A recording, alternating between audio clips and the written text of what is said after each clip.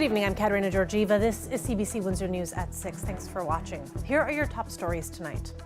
We learn about a special woman who dedicated years of her life to counting Canada's monarchs. And a police pilot project is getting expanded. It means more dash cams on cruisers and more microphones on officers. Plus, what is that machine being brought into Erie Shores Hospital by a crane? Well, we will learn more about that tonight. Every year, the monarch migration season at Point Pelee National Park draws visitors from around the world, and many of them likely also met Darlene Burgess. For several years, she tracked the monarchs at the tip. CBC's Jennifer LaGrassa went to the spot Darlene loved most to find out more about the woman who cared so deeply about the colorful insects. This wasn't about Darlene. This is for the monarchs, for the love of monarchs.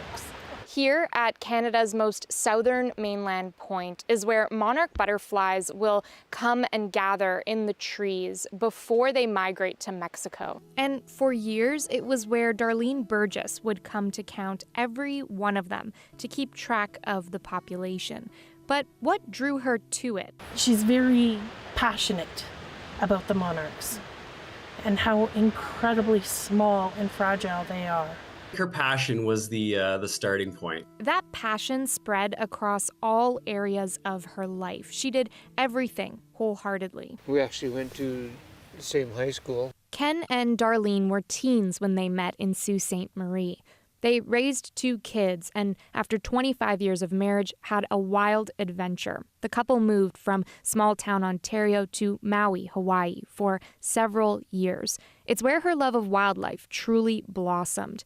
Family brought them back to southwestern Ontario, just outside Point Pelee National Park. This was basically her backyard. And that's where she got hooked on the monarchs, counting them nightly in September and part of October before their journey south, taking others under her wing and teaching them about the butterflies. There's not another person alive in this area that does what she does, that cared as much for the monarchs as she did. When I picture Darlene, I picture being down at the tip on the trail right around sunset and looking up and talking about monarchs. But last year, Darlene's evenings spent counting weren't the same. She was getting treated for endometrial cancer. Kind of amazing that her cancer didn't slow her down, even coming down here in a wheelchair just to make sure that she got her count in. On one windy night, as Darlene was doing her counts, there was one monarch struggling to get out of the water and into the trees. My mom, cancer, chemo and all, took her shoes off, walked out into that lake. Somebody handed her a big log and she went out there with that, helped that little monarch out of the water, and he made it. He made it to the trees. And the people that were on the beach at the time, once he got to those trees, everybody cheered. It was just such a special moment, and exactly my mom, like putting nature first. But that year would be her last. In April, the monarch's most devoted fan died. I just miss her. Others are trying to continue the count, but it's not easy without Darlene. To her, the monarchs weren't just a number. They were like friends. It's why she wasn't only there when they left, she also found them when they got home. That was our last tour, and rode the horses high up into the mountain. The sky was just filled with orange butterflies flying all around. Darlene was 68 years old. Jennifer LaGrassa, CBC News, Leamington. Colette, before we get to weather, we can't not just take a moment and acknowledge that. What a beautiful story. I'm trying to keep it together right now. Beautiful tribute, and my heart goes to her family. It does. Mine goes out to her family as well. I love Darlene. I wish I could have known her. Well, she was here, but every time I see a monarch butterfly, I think I may just think about her. So that's a nice way. The story very close to our hearts. All right, let's have a look at what is going on in our weather and show you some of that cooler air that's been moving across northern Ontario and kind of sinking, trying to make its way into southwestern Ontario. I mean, it's coming, maybe not some of the chilliest numbers, but it is coming. So we were up to 20 degrees today for Windsor. And as we go in for a closer look, we can kind of see some of the numbers of where we are now. So, for example, Goderich at 13, Sarnia at 15, so still some higher teens in here. London's come down to 12 and 13 over there towards Kitchener. And the other thing, as this front has gone through, it's changed the wind direction, and that's why those temperatures are coming down. And it's been a little blustery at times, but also along that frontal boundary, there has been a little bit of not only rain, but some thunderstorm activity. So I'm going to get to that in just a second. I want you to see, I mean, in general, the sustained winds, they're kind of that 20 to around 30 kilometers an hour. London slightly different. And then where we're still seeing the gusts or experiencing the gusts, you'll see a number there. Otherwise, for now, London has dropped off, and Chatham-Kent, it has dropped off a little bit as well. All right, let's get to that radar. And you can see some of the lightning strikes. I mean, it's the 23rd of October. I'm going to call that late October. I think it can qualify. It's subjective, right? We're seeing thunderstorms. So pretty late in the season here.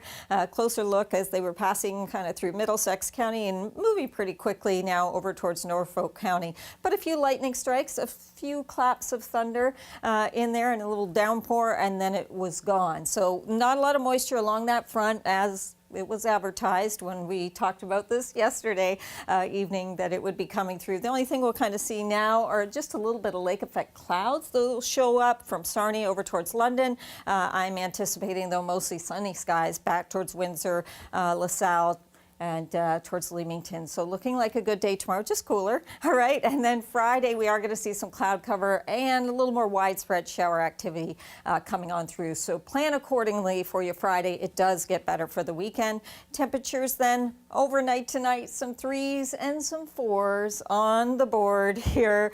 And normal low is 4. So kind of back to seasonal, and pretty much back to seasonal for the daytime high tomorrow.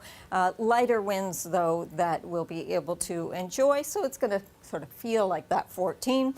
And there are your showers on Friday with 15 degrees. I do want to show you the weekend because it really looks good. Some cooler nights there Saturday, so into Sunday morning, a chillier start. But Monday, Tuesday, I think the temperature is going to pop up for a couple days there for us too. Awesome. We'll look forward to that. Thanks as always, Colette. You're welcome. Starting next year, all Windsor police cruisers will be equipped with dash cams, and police officers will wear microphones. It's an expansion of a 3-month pilot project that began earlier this year. But will it enhance the safety of the public and officers? Ardell Molnar has more on that. The president of the Windsor Police Association sat on a committee to bring in these devices. Sergeant Kent Rice says equipping police and their cruisers with cameras and microphones helps keep officers and the public safer. And it's been shown statistically from research, and obviously mostly from the States, is that body-worn cameras reduces interactions or altercations where it turns violent. When members of the public know they're being recorded, members of the police service know they're being recorded, it lends to change behavioral patterns. A pilot project between June 3rd and September 2nd gave 26 frontline officers the devices. Cameras were mounted in their cars, and they were given microphones to wear on their uniforms. The cameras and microphones are automatically activated to record when the officers respond to a call with lights and sirens. The microphones provide sound for the video the dash cams are recording. The officers can also start the microphones manually, and the cameras can be used to recognize license plates. Criminology professor Michael Arntfield says while it may deter some people from violence, there is no evidence the cameras make things safer. It's not going to deter a suspect in every circumstance from fleeing or from resorting to violence. It is the best evidence available currently for most interactions that police can take to court, that police can take before disciplinary bodies or their supervisors to explain their actions. What it does is offer an enhanced level of accountability. The police service says it will follow Freedom of Information and Protection of Privacy Act legislation when it comes to releasing the video and audio. But both men agree there is merit in releasing certain footage for accountability's sake, as long as it doesn't affect a court case or investigation. But I do support the use of the videos in order to explain the choices and the decisions that were made at that time by the officers, whether it's to de-escalate or whether or not the situation is escalated to a higher level of use of force. I mean, we're seeing it go both ways in the U.S., and we don't see a lot of this footage being released in Canada yet. But it is one more tool the police have as part of their public information strategy. The equipment will be rolled out to supervisors first and then to all officers sometime next year. Dale Molnar, CBC News, Windsor. MRI wait times in the region should start going down by the end of this year. Here is why. Well, it's a very exciting day for Erie Shores. We are receiving our permanent MRI machine that's being delivered and being craned in and installed permanently in the facility. Years in the making, both with the Ministry of Health and with the community, and we were approved a couple years ago by the Ministry of Health to receive an MRI.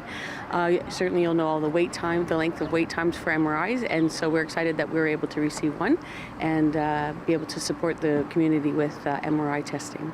This is a very big deal for this community. As you know, MRI wait times can be several months into years, and this will actually reduce the wait times and add more MRI units within the community so that people will be able to receive their tests closer to home and quicker. We know with our mobile unit, we've been able to recently reduce the wait times by 4 to 6 weeks, but we're hopeful now that the permanent unit is within the building, we'll be able to realize certainly more efficiencies. The cost of this project is it's over $5 million. We've been working with the foundation to get the donations because this is a self-funded project, so that we're working with the foundation to raise over $5 million to complete this project. There's a lot of work that has to be done to hook it up and to finish the suite, so we're anticipating by mid to end of December of this year that the permanent unit will be fully operational. Windsor police are on the hunt for 4 suspects following an armed robbery and assault of a pizza delivery person.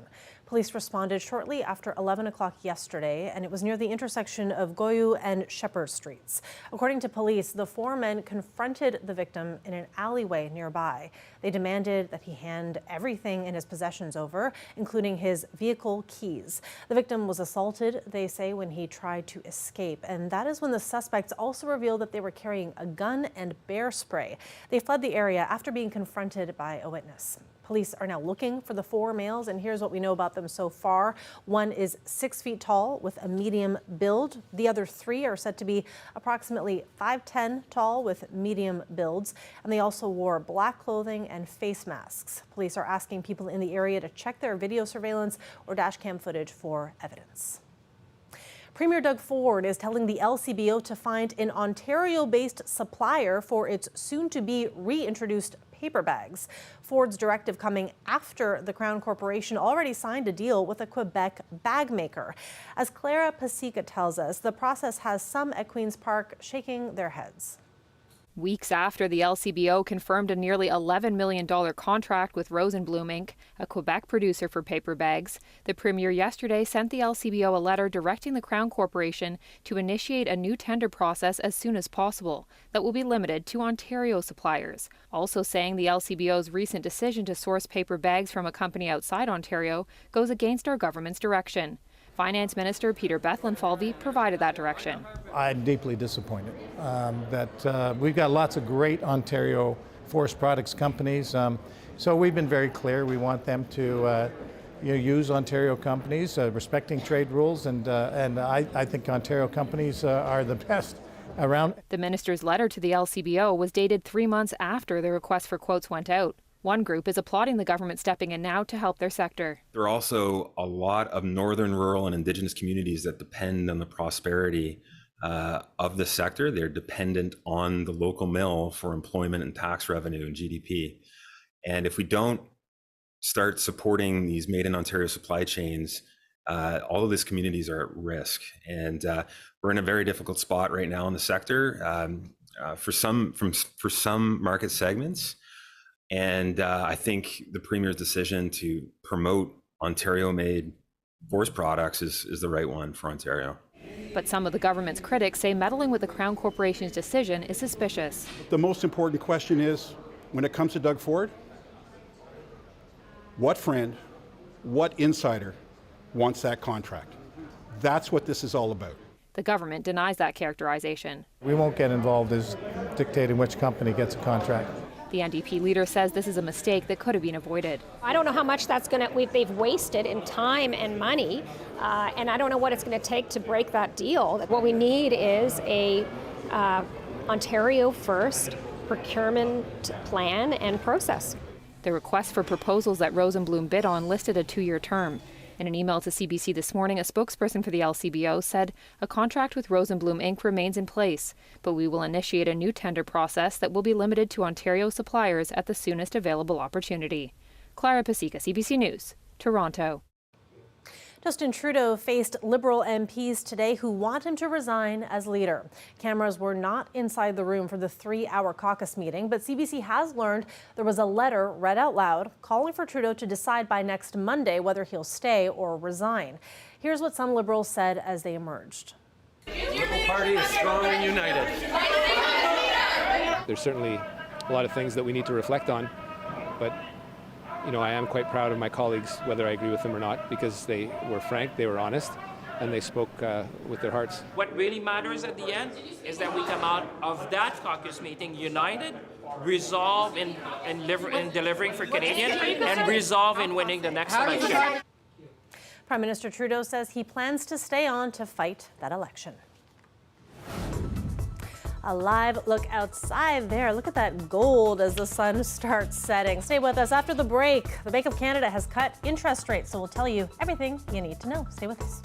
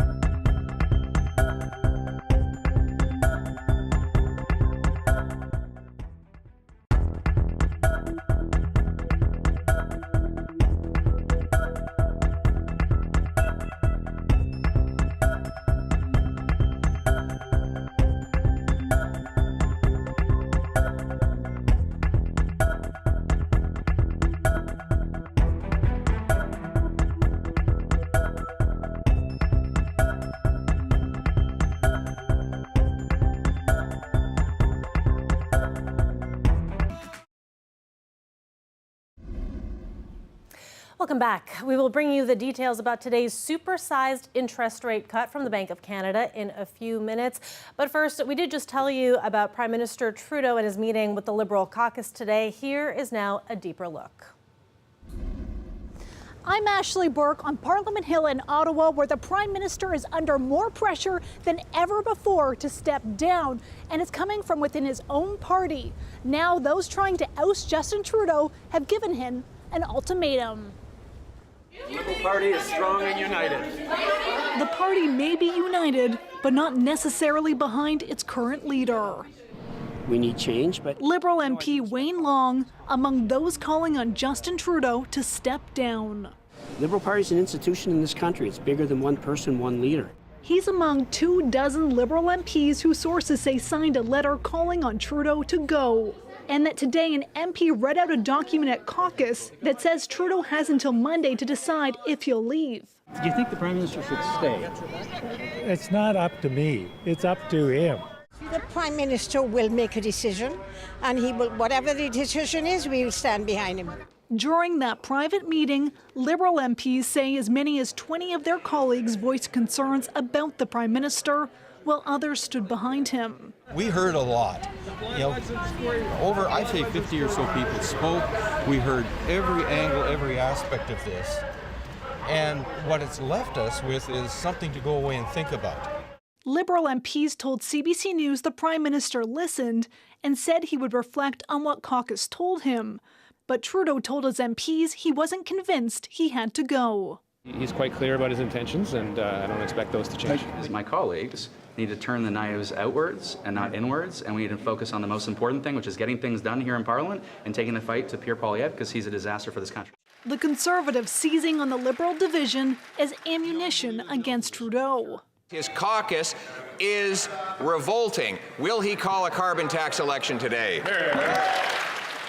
Once Trudeau tells his MPs what he's deciding to do, those trying to oust him will decide how they're going to respond. Ashley Burke, CBC News, Ottawa. I'm Anis Haidari in Calgary. The Bank of Canada has dropped its key interest rate to 3.75%, a drop of 50 basis points. And while that means some mortgages could get cheaper, experts are watching other economic issues too. The Bank of Canada is picking up the pace, making a big cut to its key rate. We took a bigger step today because inflation is now back to the 2% target, and we want to keep it close to the target. The central bank's interest rate down by half a percentage point to 3.75%, attempting to ensure the economy doesn't cool off too much. We need demand to strengthen, take up the slack. For one thing, lower interest rates can make mortgages cheaper, freeing up money to spend elsewhere. I've seen a drop of around $200, $300 monthly, which adds up to my budget, and I'm able to allocate money wherein I would previously think twice. But high rates affect more than just mortgages. So I believe if interest rates don't go back to sustainable levels, we're going to struggle in the long run. Well, we're not even at neutral. Some economists say the Bank of Canada needed to move faster. And clearly, the softening in labor market is probably a big surprise to them. The speed at which it has softened, but also the speed at which inflation has come down. And saying they should have cut more before the U.S. election, because Americans can drastically affect Canada's economy too. What happens in the U.S. will be a primary driver on whether or not we slow down more than what's expected in the Bank of Canada's forecast in 2025. With economic growth already slow, the central bank will be watching how Canadians and Canadian businesses start spending before making their next decision in early December. Anis Haidari, CBC News, Calgary. Turning to Russia's war on Ukraine, U.S. Defense Secretary Lloyd Austin has confirmed today that North Korean soldiers have been deployed to Russia. There is evidence that there are DPRK troops, in Russia. So.